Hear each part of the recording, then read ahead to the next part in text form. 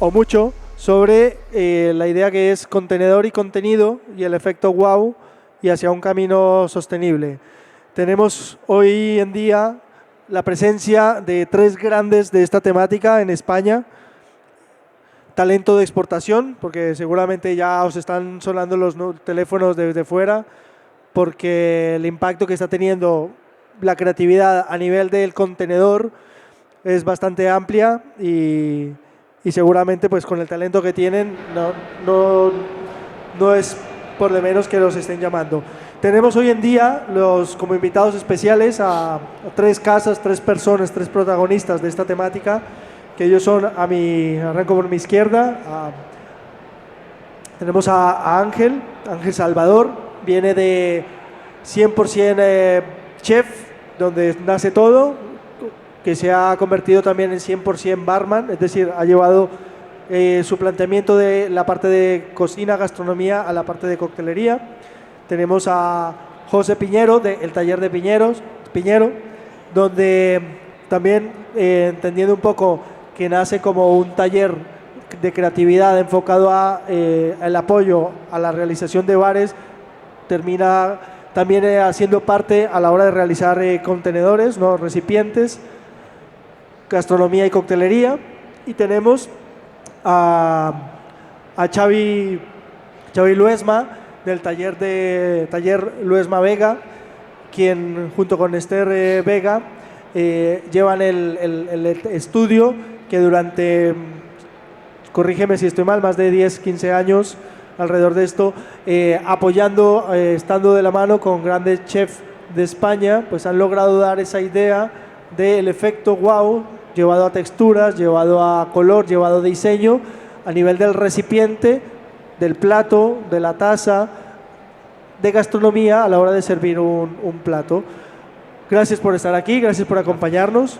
Obviamente arrancaremos hablando de la historia de cada uno y quizás terminaremos hablando un poco del compromiso que tendríamos que tener todos en esta industria y en todas, en pensar a nivel de soluciones, pues hacia unas respuestas que nos den hacia el tema de sostenibilidad. Hablaremos un poco de materiales, que la idea es un poco explorar, pero sobre todo el entender cómo el recipiente gana protagonismo a la hora de acompañar ya no solamente un plato, sino en la temática que nos compete, coctelería. Os propongo que cada uno haga una breve presentación de lo que es cada uno, de lo que es su estudio, y darme espacio para que yo después vayamos entrando un poco en preguntas. Luego tendremos una presentación donde algunos han traído ejemplos a nivel visual y tendremos aquí ejemplos ya realizados que podemos presentar. Arrancamos con Ángel. Pues gracias por venir. Mira, nosotros 100% Chef es una empresa que tiene 11 años. Yo provengo del mundo de la cocina, fui durante 12 años cocinero, estuve trabajando en todo tipo de restaurantes, en barcos, compañías aéreas, caterings, restaurantes de lujo, banquetes, McDonald's, todo. O sea, entendí el negocio desde la filosofía no gastronómica, sino de negocio propio, de cómo llevar un establecimiento. Y nunca pensé en mi formación que la alta restauración, ni estuve implicado en el mundo del aprendizaje hacia hasta esta gama, ¿no? hasta la salida, vamos. Entonces, durante muchos años, enfocado en esto, me encontré con la necesidad de hacer cosas diferentes que en los sitios donde yo trabajaba no se hacían. La gente me iba diciendo, mira, hay que hacer esto. Me empezó a dejarme interesar todo el negocio como sí, y me puse a abrir una librería de libros de gastronomía. En los libros de gastronomía que importábamos, porque había muy pocos libros de gastronomía, aquí en España se editaban los libros típicos de cocina, pues empezábamos a importar libros de Francia, de Estados Unidos, y veíamos conceptos de cocina muy alejados a los que teníamos aquí. En esos años 95 aparecían los primeros destellos de chefs como Ferran, como Marzac, etcétera, etcétera, en los inicios, donde empezaron a editar las primeras publicaciones y nosotros desde esa librería empezamos a distribuirlas. La gente nos preguntaba de dónde se sacaban esas ideas, dónde podían acceder a esas pequeñas máquinas, herramientas, y básicamente estas herramientas o conceptos muchas veces no eran diseños propios, sino eran herramientas o productos que servían en el mundo del laboratorio, como las pipetas, envases de vajilla Petri, todo este tipo de elementos que ya estaban inventados para otros usos. La gente pues me preguntaba dónde podía accederse, empecé a acceder a estos elementos, empecé a venderlos junto con los libros y así empecé el diseño de pequeñas herramientas y conceptos. Yo de diseño y de fabricación no hacía y me fui, digamos, apoyando en pequeños artesanos del sector, tanto en vajilla, que hacían vidrio o cerámica, o en metal o en madera, y fui aprendiendo sobre estos conceptos. Juntamente, sabiendo lo que me decían los cocineros o los camareros, ¿no?, en ese momento que querían, nosotros íbamos entrenando poco a poco, diciéndoles a los artesanos cómo querían que ser esas piezas. Y fuimos elaborando una pequeña selección. Y a partir de aquí fue año tras año, incorporando nuevos artesanos. Uno de ellos hace poco tiempo, José Piñero, y poco a poco hemos ido creciendo. Nuestro mercado es internacional. El 85% de toda la mercancía que fabricamos y diseñamos tiene finalidad el mercado extranjero. Europa, Asia, Estados Unidos. España tiene un reducto un poco más pequeño, aunque seamos una vanguardia en muchos campos, la gastronomía no es nuestro gran mercado, ya que nosotros aquí en España distribuimos a través de distribuidores. Bueno, luego ya habremos hablando de cómo va el diseño y cómo hemos llegado a esto. Dejo... Pues nada. Yo me presento, soy José Piñero, gerente y fundador del taller de Piñero. Lo primero que quiero hacer es también dar las gracias a la organización por invitarme junto a Ángel y Xavi de Luis Mavega, lo conocía más como la marca que por persona, que con los dos, bueno, con él he trabajado y tengo el gusto de conocerlo, con él indirectamente hemos hecho cosas a través de los chefs que han encontrado sinergias entre el producto que hace él y el nuestro. Y bueno, pues eso, un placer compartir mesa con ellos, que yo los considero como unos veteranos, porque yo en esto prácticamente soy nuevo, llevo 5 años. Os voy a contar un poco lo que es el taller y cómo hemos llegado, por casualidad, vamos, a llegar a hacer piezas para los grandes chefs y barmans del país y del mundo, ¿no? Yo tengo un negocio que empecé hace 27 años decorando espacios con pintura mural. Ese negocio fue creciendo conforme me iban pidiendo cosas los clientes, ¿no? De decir, pues ahora necesito que ya no solo me pintes un mural, que me hagas un volumen o me hagas esta pieza de carpintería. Y con ese espíritu de querer siempre quedar bien y dar servicio, pues el taller fue creciendo. Cuando yo ya no era capaz de hacerlo todo, pues fui sumando profesionales hasta convertirnos en lo que somos ahora, que es una fábrica de ideas, que inicialmente está muy enfocada a la decoración de espacios de bares, que está ligado, de bares y restaurantes, y que por una casualidad, os voy a contar la anécdota de manera muy rápida, que es con la pieza de un caracol que tengo yo, que la gente asocia mucho a lo que hacemos, o sea, al taller de Piñero. Un amigo que se dedica a la mantelería para hostelería de alta gama, se le ocurrió regalar a los chefs, que es de Alcoy, caracoles personalizados de los míos en volumen. Yo le acompañaba por la curiosidad de conocer, pues por ejemplo, a Pepe del Bohío o a Ramón Freixa, y cuando se lo llevamos a Albert Adrià Tickets, pilló el caracol, lo vio, dijo, hostia, qué cosa más bonita, pero esto, ¿quién lo hace? No, mira, lo hago yo, pero ¿tú a qué te dedicas? Le conté lo que hacíamos en el taller y entonces me dijo, vente, me sentó en Tickets en la mesa de la esquina, no se me olvidará nunca porque fue un punto de inflexión en lo que había sido mi carrera profesional hasta ese momento. Y me dijo, conforme le iba enseñando yo imágenes y contándole lo que hacía, digo, pues tú eres la persona que llevo mucho tiempo buscando para hacer realidad las piezas de vajilla que tengo en mente. Claro, cuando a mí me dijo vajilla, a mí se me quedó una cara como diciendo, pero bueno, yo no trabajo el vidrio, no trabajo la cerámica, no sé, no tengo un torno.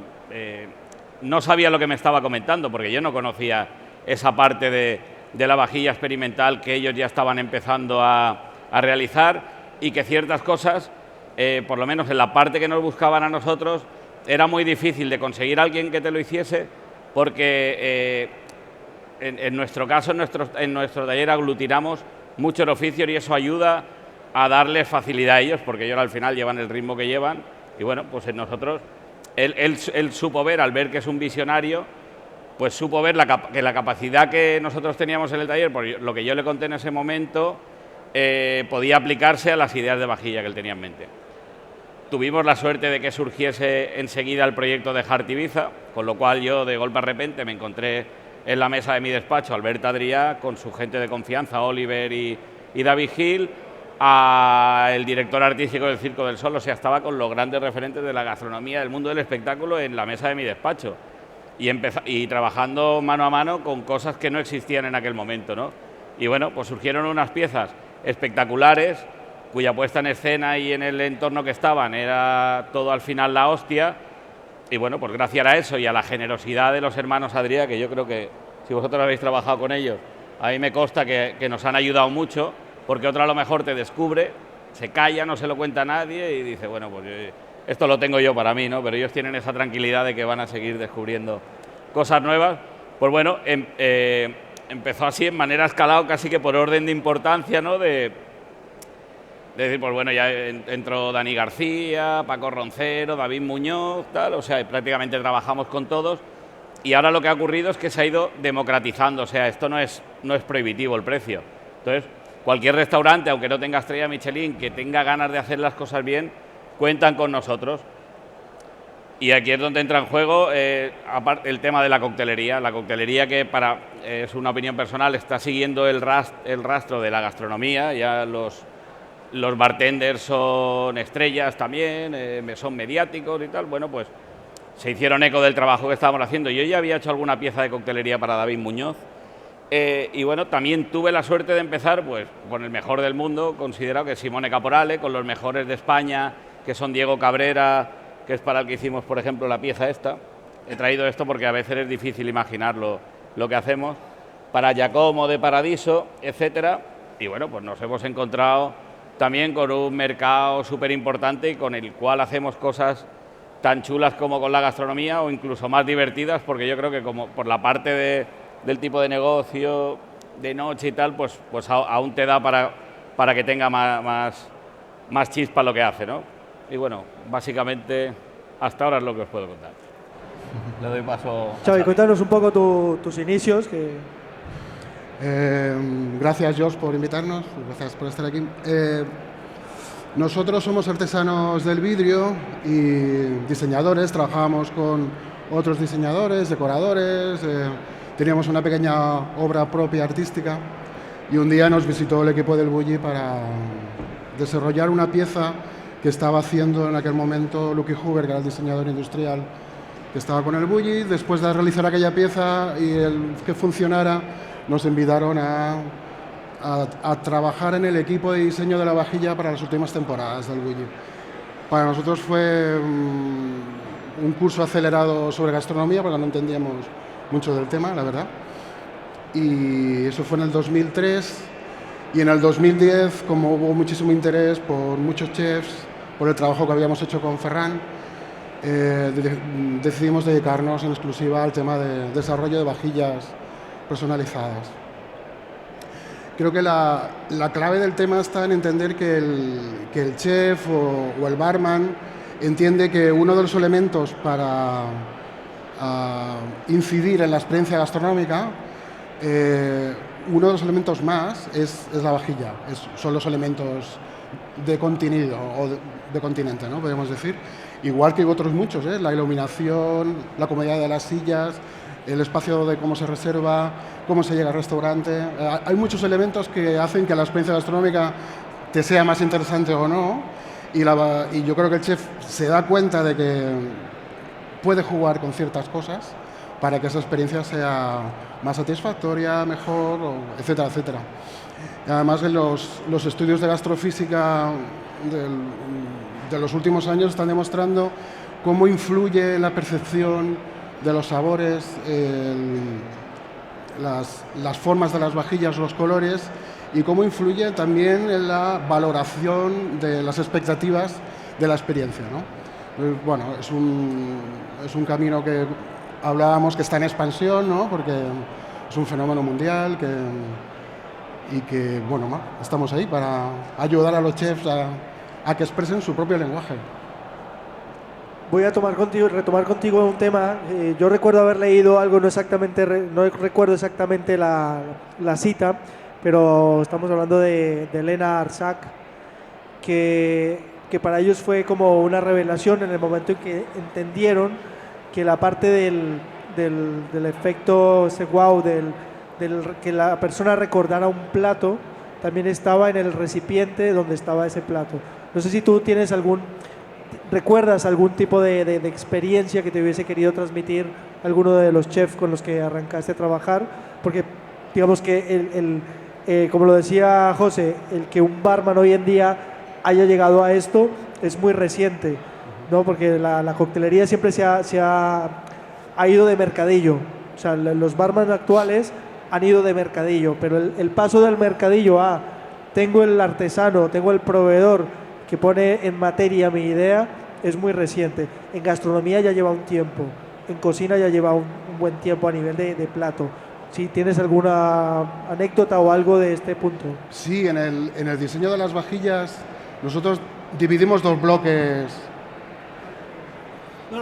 Es que está en la parte tuya. Dividimos dos bloques bastante... Perdona, Xavi. Hay imágenes tuyas, si quieres comentar sobre ellas o vas hablando yo. No, pueden estar ahí de fondo. Hay dos partes como importantes. Una sería toda la parte funcional del plato, el recipiente, todo el briefing necesario para que esa pieza funcione a nivel de diseño. Por ejemplo, en el Bulli tenían más de 5.000 platos y debían ser apilables, si no, no se podían guardar bien. Tienen que ser lavarse bien, tienen que ser higiénicos, no tienen que tener un precio muy elevado, tienen que aguantar procesos de congelación, de calentado en salamandra, etcétera, etcétera. Hay toda una parte física del diseño del plato que el plato tiene que responder. Y luego hay otra parte que sería la más interesante, que para nosotros, dijéramos, que sería la de comunicación, lo que comunica ese plato. Y eso depende mucho así como la parte de función es más universal, la de comunicación es más de una cuestión cultural. Por ejemplo, recuerdo una vez que David Muñoz nos encargó la bandera de Japón del sol naciente, no sé si conocéis, que es la bandera japonesa pero con rayos rojos. Esa bandera la utilizó el ejército japonés. Es la bandera que llevan los aviones y el ejército para la guerra. Y en ciertas partes de Asia del Este es una bandera con una significación muy, muy desagradable. Es como para los nazis, para nosotros, ¿no? Entonces, David presentó el plato con aquel símbolo. Si yo lo veo no pasa nada porque a mí no me afecta, pero si el cliente es coreano, dijéramos, y tiene cierta edad, era como ver una cruz gamada. Esta anécdota, lo que quiero explicaros es que la parte de comunicación es súper importante. O sea, cuando alguien está degustando un cóctel o una pieza de Piñero, se establece un juego de comunicación entre el creador y el chef y la persona final, ¿no? Y ese elemento es el que enriquece mucho la experiencia. Yo he notado que, digamos que la parte de gastronomía, ¿no? El plato como tal, es quizás un poco más conceptual y la parte de coctelería es quizás un poco más lúdica, ¿no? O más, es decir, el concepto está en algo que sea simple, plano, de alguna manera, y en coctelería quizás no sé si es por el momento de consumo o qué, que tiene que ser más literal, entre comillas, que estoy bebiendo de una rana o estoy bebiendo de un globo, ¿no? Entonces, ¿cómo ves tú, José, eso? A nivel de brief, a nivel de petición de diálogo con el bartender. Has encontrado la palabra que no me salía a mí antes, ¿no? Que tenía la parte lúdica, ¿no? Que esa parte lúdica te da más juego. De todas maneras, dependiendo del chef o del coctelero, en gastronomía hay piezas que pueden ser incluso más gamberras, ¿no? Pero a nivel general sí que en la parte de la coctelería te deja ser, lo podemos decir así entre comillas, más gamberro. Lo que decía él, al final, esa experiencia, para mí, lo que me ha ocurrido a la hora de poder trabajar para la gastronomía y la coctelería ha sido como un regalo, ¿no? El estar trabajando mano a mano con Ferran o con Diego Cabrera, el sentarte en una mesa cosas que parecen que no son, o sea, que no van a ser posibles, ¿no? Hacerlas posibles y trabajar con estas barbaridades que al final se ha demostrado que funcionan, ¿no? Tú hablabas también antes de estudios que se habían hecho habías dicho física, gastrofísica, que yo creo que te referirías al neuromarketing. No, astrofísica. Gastrofísica, no sé si entraría el neuromarketing ahí. Con eso se han hecho estudios con piezas mías, ¿no? Y al final los estímulos de la gente cuando te sacan un plato, ¿no? En este caso que era en el restaurante de Kiko Moya, con 2 estrellas Michelin, que servían el plato en una margarita, hostia, pues ahí empezaban a dispararse no sé cómo se llaman en ese, ¿no? Todos esos sentidos, ¿no? Que se van activando y tal, a lo bestia, ¿no? Según me explicaba la chica que lo hacía. Nos han puesto Tenemos aquí algunas una piezas, imagen tuya. Esto es, todo esto lo podéis ver o bien en Instagram, en el taller de Piñero, o en la web, donde más información hay normalmente es en Instagram. Pero más imágenes, pues parece que está en bucle la misma. Pasemos un poco a Ángel, porque también digamos que el papel de Ángel a nivel de evolución de la gastronomía y de la coctelería tiene ese punto de técnico, lúdico, pero también está esa parte nuevamente técnica, digamos, aplicada, ¿no? Aplicada a lo ergonómico, lo funcional, al hacer elementos soñados quizás, decir, como quiero una coctelera transparente, que es lo que estoy viendo aquí. Sí. Esto por algo, ¿no? Por no decir el ahumador, que creo que te hartaste de hacer ahumadores, ¿no? En su momento, como ese elemento que se convirtió en... ¿no? Nos decían que el bartender vendía humo, pero es que literalmente el humo sigue siendo atractivo a la hora de poner un plato, a la hora de poner una copa. ¿Cómo ha sido esa parte tuya de proceso de creación, de trabajar a la par con chefs y bartenders? Bien, pues básicamente, aparte de la parte estética, la parte del efecto visual e incluso que a nivel de comerlo de una manera o de otra, de beberlo de una manera o de otra, está el aporte técnico que puede darte el recipiente. Por ejemplo, conocer que unos materiales son más resistentes a los choques térmicos, a los golpes, al lavado, a las rayaduras, o que se pueden junto, por ejemplo, trabajar con mármol o con sal o con madera o con metal, y que cada uno tiene unas características físicas que pueden aportar a la bebida o a la comida una experiencia.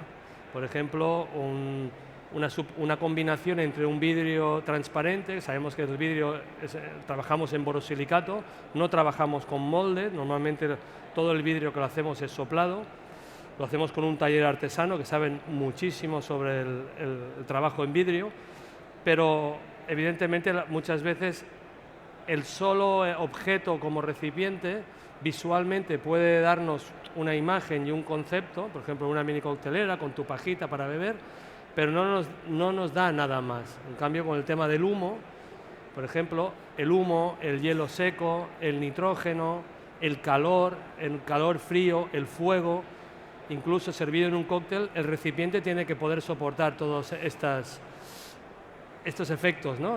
Tanto del calor extremo, como una llama de un soplete, o del nitrógeno líquido, ¿eh? o difuminar el humo de una forma que no solo sea visual, sino también sea solo gustativa, ¿no? Que aporte sabor. Trabajar la madera, o sea, el recipiente a veces es otro elemento, pero también la pajita, no sé, un recipiente, pero sirve para beber. La pajita le podemos dar sabor, la pajita le podemos dar textura, temperatura, diferentes sistemas. Una pipeta, por ejemplo, que sirve también dentro del cóctel como luego un añadido de sabor o de color, la podemos integrar dentro del propio recipiente. O sea que el estudio del recipiente no es solo el recipiente en sí, sino hay una parte técnica que luego el coctelero tiene que transmitir y saber llevar al cóctel, ¿no? Hemos visto ahí varios ejemplos de los últimos trabajos de Ángel. Bueno, todos estos son recipientes aplicados básicamente a coctelería. ¿Cuándo fue que lanzaste como marca 100% Barman? Pues hace 3 años. 3 años. Y ahora, bueno, la marca ha cogido un camino diferente al 100% Chef, es una marca negra, con una imagen totalmente diferente, con una filosofía también diferente a la del chef, porque realmente, aunque trabajemos en el mismo campo, cada uno tiene una necesidad diferente. Las capacidades son totalmente diferentes, ¿eh? Por ejemplo, en un plato la proporción tiene que ser diferente a la de un cóctel, ¿no? El hielo, la forma de trabajar un cóctel, si va en hielo pilé, en hielo entero o no lleva hielo, también el coctelero nos lo transmite y los recipientes cambian de tamaño.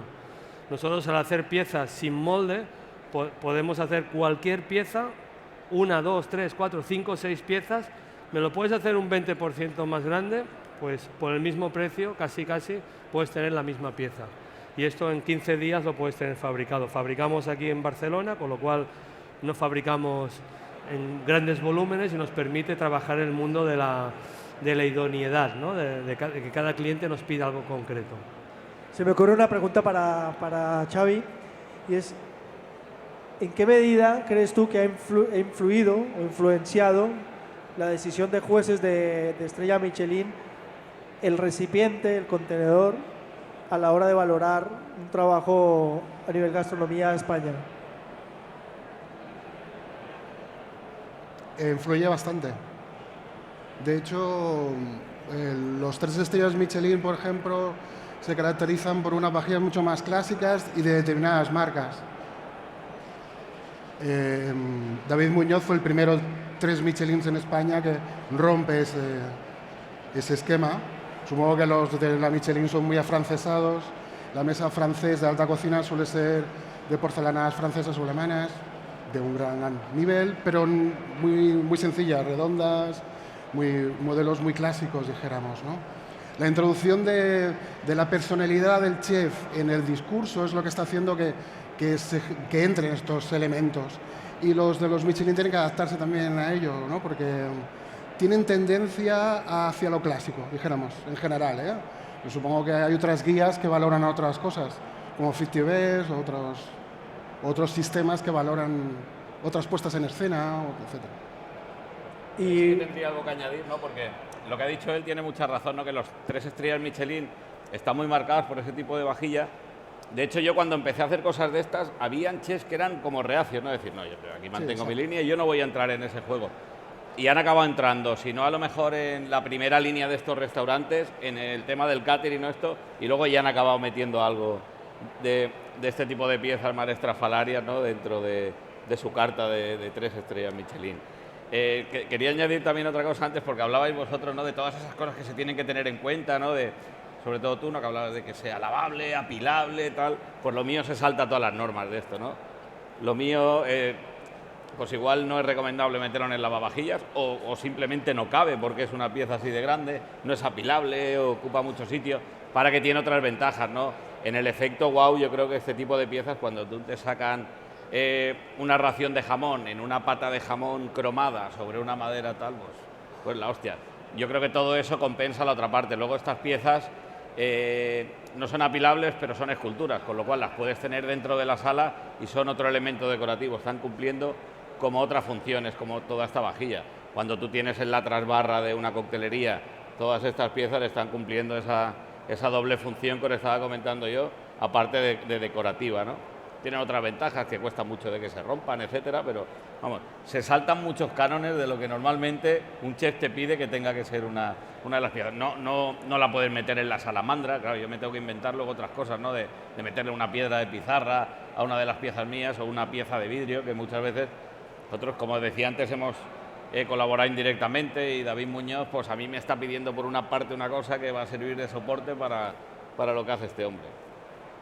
¿Querías preguntarme algo? Sí, no, que básicamente el paralelismo estaba entre gastronomía. Te estoy poniendo, yo sé que trabajas en gastronomía mucho, pero como tienes ejemplos muy visibles aplicados a coctelería, la parte del paralelismo estaba Estrella Michelin con lo que podríamos decir quizás su equiparable premio a nivel de coctelería sería 15 Best Bars.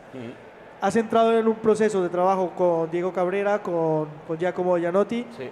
creo que si no estoy mal, este es producto del 2019, Sí. los dos, o este es antes. 2019 los dos. Ambos. Con Giacomo estábamos empezando, ¿no? Le dije, a ver, si hubieses trabajado ya, era alguna pieza mía a nivel de broma, ¿no? Ya hubieses estado ahí. Y bueno, yo creo que los dos han pegado un subidón muy bestia en este poco tiempo. Evidentemente no es por mi trabajo, pero por lo que le preguntabas tú antes a él, todo suma. Aquí entran en juego muchas cosas. Yo siempre comparo esto como la tecnología, tanto la gastronomía como la coctelería tienen un nivel de exigencia, de ir renovándose continuamente para sorprender, que genera, yo creo que les tiene que generar un estrés bestia, ¿no? Y en nosotros pues encuentran unos aliados que les vamos dando valor añadido. Pero lo mismo cuenta que el tío que es el sommelier, que lleve un traje de puta madre, que lo que ha dicho él antes, ¿no? De donde esté sentado, que la silla sea cómoda, la iluminación, la decoración de la sala. Hay mucha gente, muchos oficios que ya estamos viviendo en parte, ¿no? de ese boom que tiene la gastronomía, y nos han hecho que podamos ir creciendo, porque a nivel de interiorismo, ¿cuántos interioristas les ha dado nombre el poder hacerle un restaurante a David Muñoz, por ejemplo, ¿no? Que para nosotros, hostia, nosotros somos aliados de ellos y a nosotros nos están ayudando a ser más visibles a nivel nacional e internacional, porque cualquier cosa que haces para los hermanos Adrià, por ejemplo, tiene una repercusión internacional. Y ahora que con las redes sociales, que lo puedes mostrar todo y todo el mundo tiene acceso a lo que haces, pues te ayuda mucho a que luego tu producto lo conozcan en todo el mundo y poderles vender a todo el mundo. Pongo esta imagen que es, ¿tiene algún nombre esta pieza? El fugu. ¿El qué? Fugu, el pez fugu, el pez globo. fugu.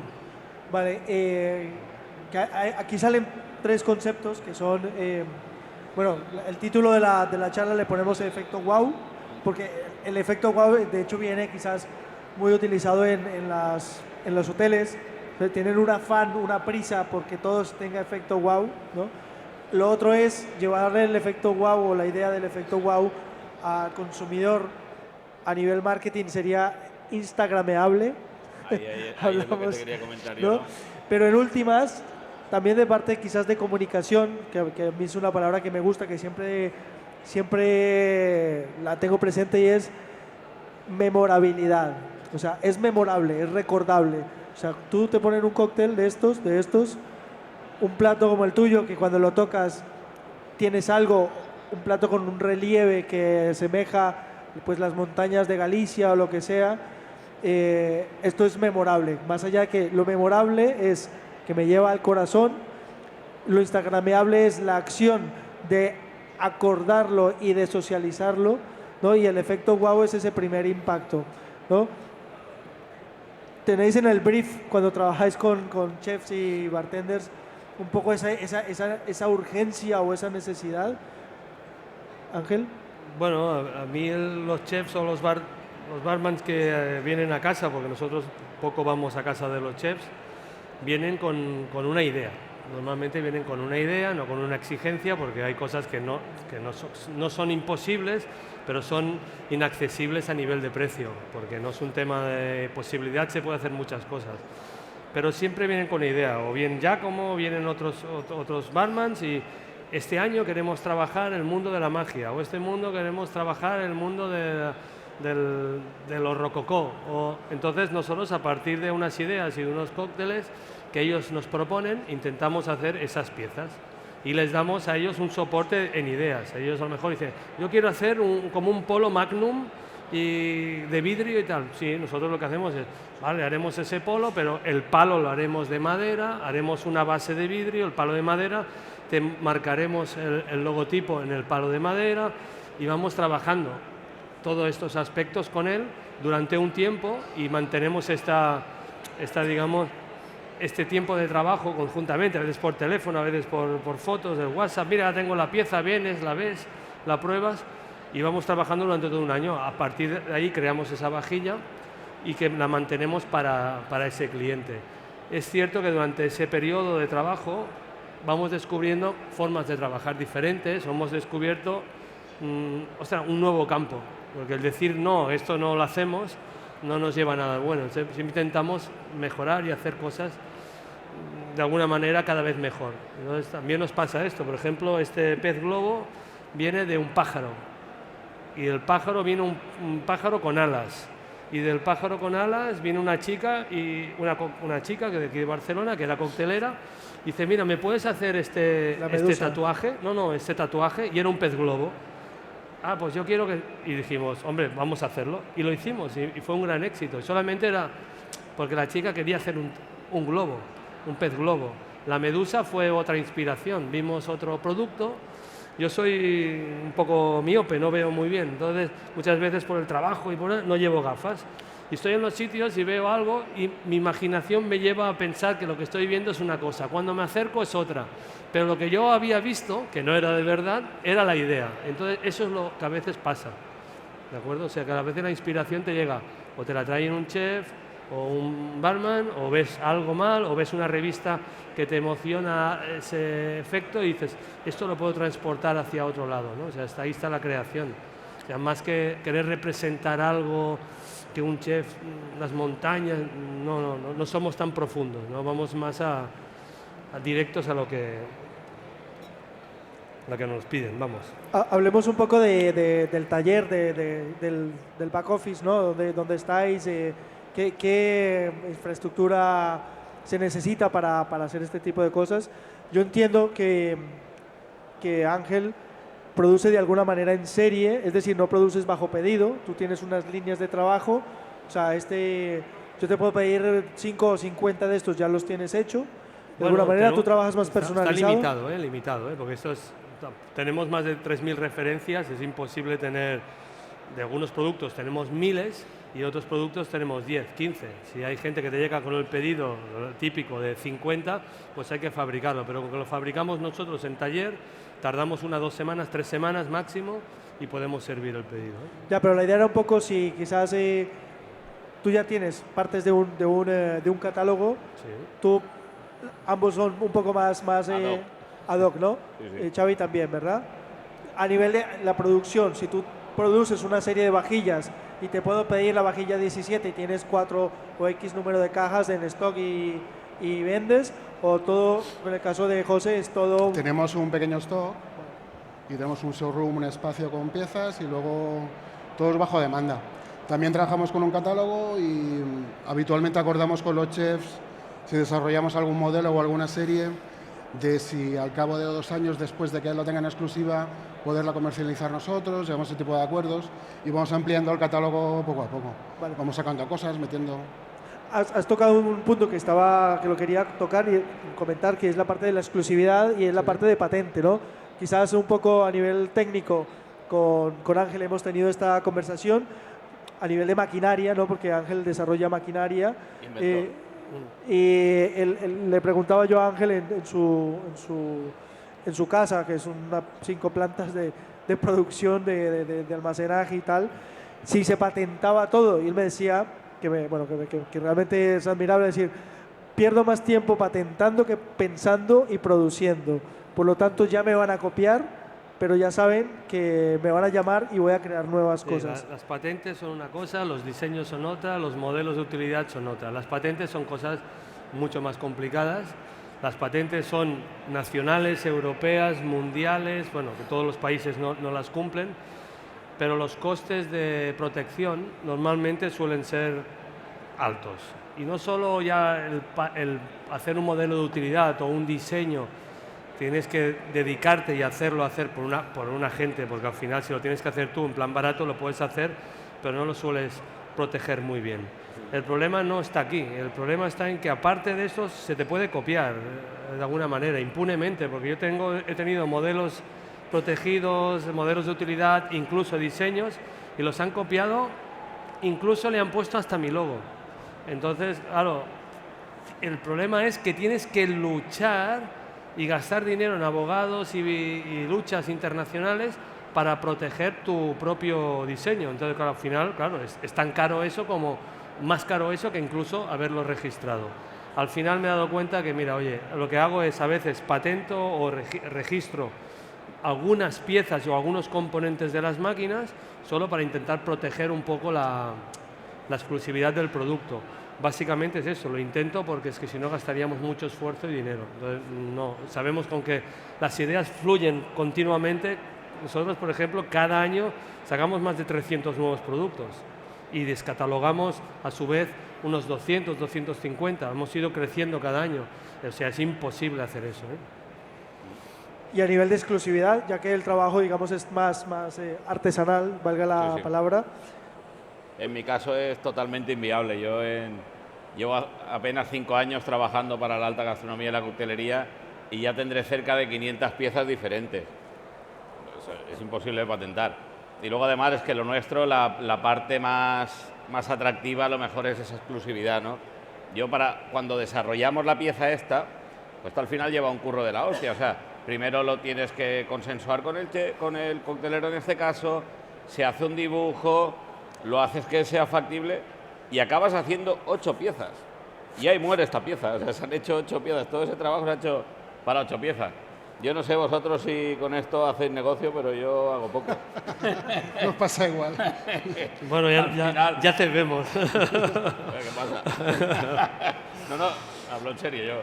Esta parte yo creo que es más lo que te aporta de satisfacción de poder estar trabajando que realmente el negocio, porque acabo de poner un claro ejemplo, es que al final haces 8 piezas de estas y el llegar a esto no es fácil, porque yo no estoy haciendo todos los días un globo que tiene, o sea, esto es una cosa, esta es otra, que interviene el latón, tiene que ser estable, tiene que no sé qué, tienes que inventarte de hacer una rosca, o la pieza que hicimos para el seller de Can Roca, que funcionaba como un criptógrafo, que lleva dentro un mecanismo tal y cual, o sea, el curro de desarrollo que llegas hasta llegar ahí para hacer esto es brutal. Esto no lo para que bueno, que haces cosas que tienen una notoriedad, como he dicho antes, internacional.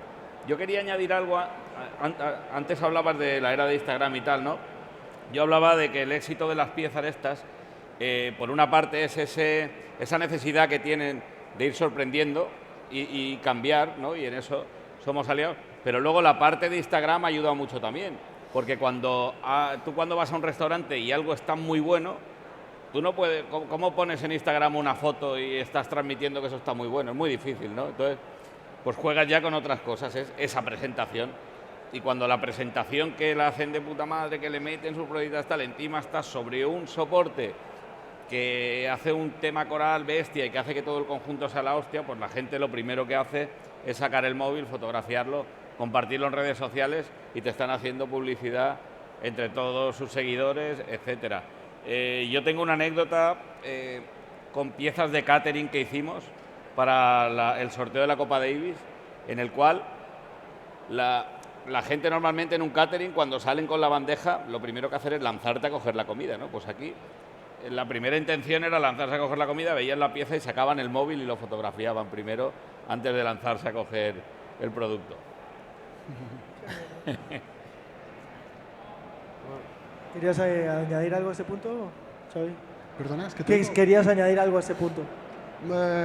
Quería puntualizar una cosa anterior, si no te importa, sobre el efecto wow, que cuando nosotros hablamos de que las vajillas son comunicación, el efecto wow es uno de los efectos que se puede conseguir como comunicación, pero no únicamente eso.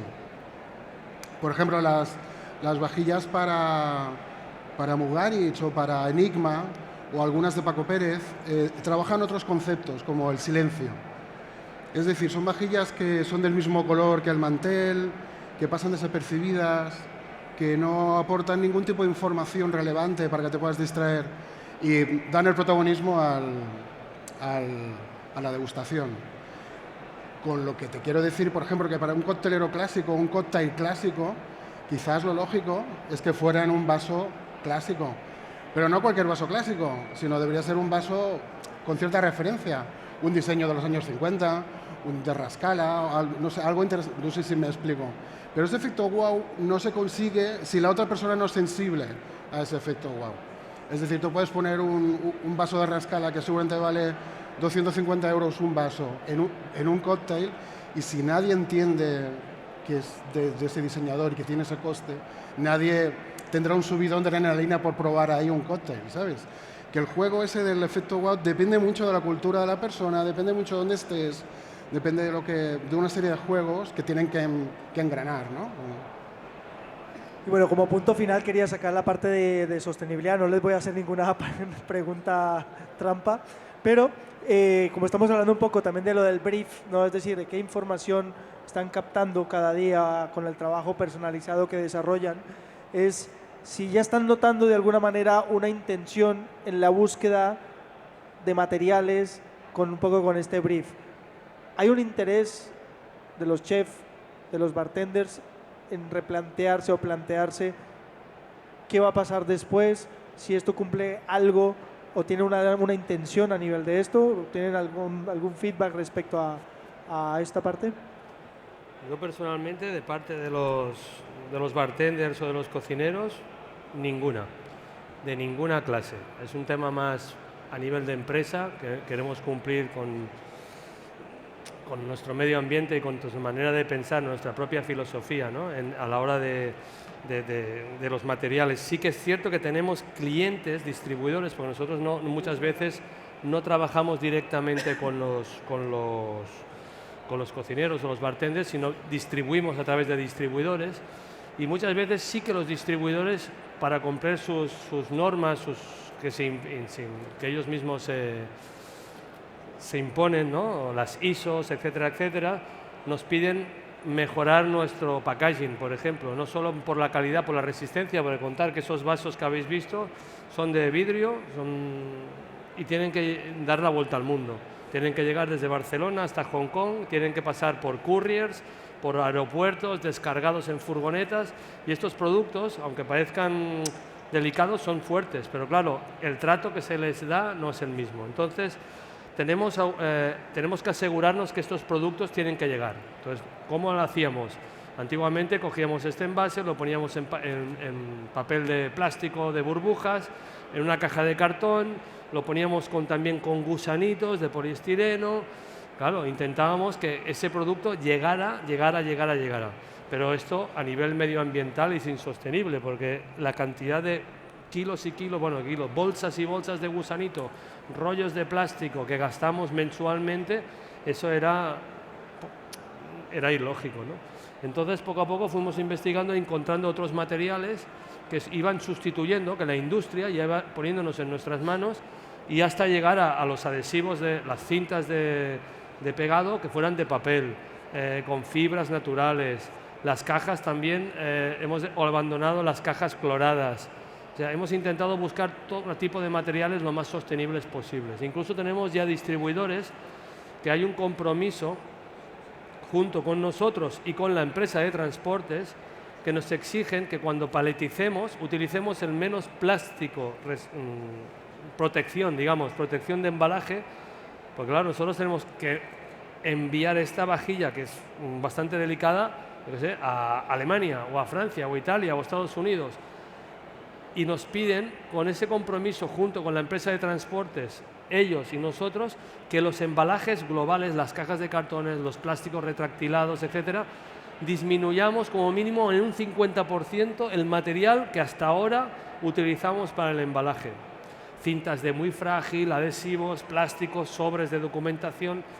Pues llevamos este proceso y ya estamos trabajando con empezamos con una empresa en Francia, que precisamente que utilizaba plásticos, pues su empresa es de plástico, pero otra empresa en Italia y otra en Estados Unidos, y estamos cumpliendo estas normativas internas que nos hemos hecho, pero hemos de estar de acuerdo también con la compañía de transporte, porque si no, todo lo que hacemos, cuando llega el material, las compañías de seguro no quieren cumplir con las roturas porque nos dicen que estaba mal embalado, no estaba mal protegido, y estamos en esto trabajando. Esto yo digo que es una batalla perdida, pero bueno, lo intentaremos, eso sí.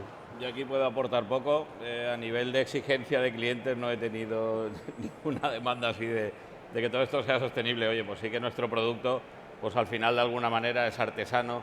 Aquí interviene muy poca maquinaria, y a nivel de empresa, oye, pues sí que como todos, al final nos vamos concienciando de que tenemos que ser más sostenibles en todo lo que hacemos. Pero si la pregunta era esa de si nos ha influido en algo, a mí a día de hoy, cero. Por lo menos en este apartado. Bueno, vamos a ver si después de este encuentro de aquí de esta semana, con 3 días dando un poco la chapa sobre sostenibilidad de diferentes aspectos, ya el brief cambia un poquito. Al menos alguno que diga, oye, ¿qué puede hacer aquí con esto, no? A lo mejor. Xavi. Bien, bien. Nosotros hemos tenido varias experiencias con el tema en la producción de piezas. Lo que pasa que excepto algún modelo que sí que se está funcionando, por ejemplo, la fusión de vidrios triturados, de botellas que ya existen, para convertirlas en piezas. Lo que pasa que es complejo porque a veces la energía que gastas en todo este proceso es mayor que los beneficios que aporta. Y el reciclaje del vidrio, por ejemplo, por el sistema que existe ahora es mucho más efectivo. O sea, de centralizarlo, llevarlo todo a una industria que lo vuelva a fundir en grande, que no que un artesano intente hacer algo con ello. Hemos tenido algunas experiencias divertidas. Por ejemplo, para Koishunka, para Hideki Matsuhisa, hicimos unos platos llanos en el 2006, y al cabo de 4 años volvimos a fundir aquellos platos, porque es lo bueno del vidrio, que se puede volver a fundir, y los convertimos en boles con rayitas. Fue un ejercicio que entraba dentro de un proceso conceptual que él llama mutación, pero que, bueno, ilustra un poco las posibilidades de los materiales a veces, ¿no? El vidrio, por ejemplo, es reparable, si hay un desportellado se puede lijar. Nuestras piezas no son como la cerámica, que tiene una capa y el material de dentro es otra, sino que todo el material es el mismo, y facilitamos un set de lijas para que puedan reparar pequeños desconchones. Son cosas pequeñas, la verdad, que no son cosas importantes. Parte de nuestra producción de nuestras piezas son de material reciclado por nosotros mismos. Nosotros generamos mucho residuo, intentamos volver a recuperarlo, y ahora en el que estamos es en lo mismo que vosotros, en optimizar mucho el embalaje. Por 2 motivos, no solamente por el tema de que sea mejor para el planeta, sino también porque es más bonito el embalaje, es más impactante, es más chulo el embalaje natural, la experiencia de desempacar una cosa que está cuidada y que tal es muy interesante. Y estamos en ese proceso ahora, buscando materiales alternativos al plástico, porque es lo que nos ocurre. Hemos tirado siempre cuando haces piezas, que a ti te debe pasar, piezas de tamaños muy diferentes, ¿cómo embalas eso, no? No tienes un sistema que dice, tengo la caja de 40x40 que me sirve para todo. No, tú tienes mollones de referencias, tamaños, es imposible estandarizar una cosa que sea práctica. Entonces tiramos de cosas genéricas, como los gusanitos estos de plástico o tal, que hay que buscar alternativas, porque no... Nosotros tenemos clientes que son de afuera también, y son grandes clientes en volumen. Entonces todos nuestros embalajes tienen un embalaje propio, individual. Normalmente, si son piezas de estas, no las vendemos de 12 en 12, las vendemos por una en una. Entonces sí que lo que hacemos es, cuando tenemos un cliente que nos pide para un solo cliente, porque a veces los distribuidores distribuyen parte del pedido en diferentes clientes, pero cuando sabemos que es un pedido concreto para un solo cliente, nuestra primera pregunta es siempre decirle, oye, mira, habla con tu cliente, porque nosotros podemos hacer un embalaje individual de cada producto, con lo cual esto es volumen y mucho más papel y mucho más costoso el envío, o bien hacer un embalaje tipo bulk, o sea, buscar cajas o recipientes donde busquemos el encaje de las piezas, que cada pieza proteja, y siempre nos dicen lo mismo. Dice, si les tocas el bolsillo, les dices, en esto vas a tener una ventaja por el tema del coste de envío, te lo dicen que sí, pero realmente hay muy poca conciencia todavía de parte del cliente. Nunca nos han exigido esto, nunca. Y el tema del plástico, que sabemos hoy en día, las pajitas de plástico que van a salvar el planeta y las tortugas, nosotros no vendemos nunca, hemos vendido nunca pajitas de plástico. Sí que hemos vendido vajilla de plástico no reutilizable, la puedes lavar, pero no es una vajilla para catering, ¿no? O sea, que son vajillas para usar 1, 2, 3, 4 veces. Nosotros siempre, nuestra vajilla de catering han sido cosas que duran mucho más tiempo, que las puedes utilizar muchas más veces. Y el plástico lo hemos ido poco a poco eliminando, pero no por el propio cliente, sino por nuestra manera de pensar, que lo que no queremos colaborar. Os lo digo de verdad, no hay ninguna... Es más, la presión que tienen los establecimientos es por sus clientes más que por ellos. Tengo que agradecerles la presencia, que estén aquí con nosotros. Ha sido muy interesante. De verdad, yo agradezco porque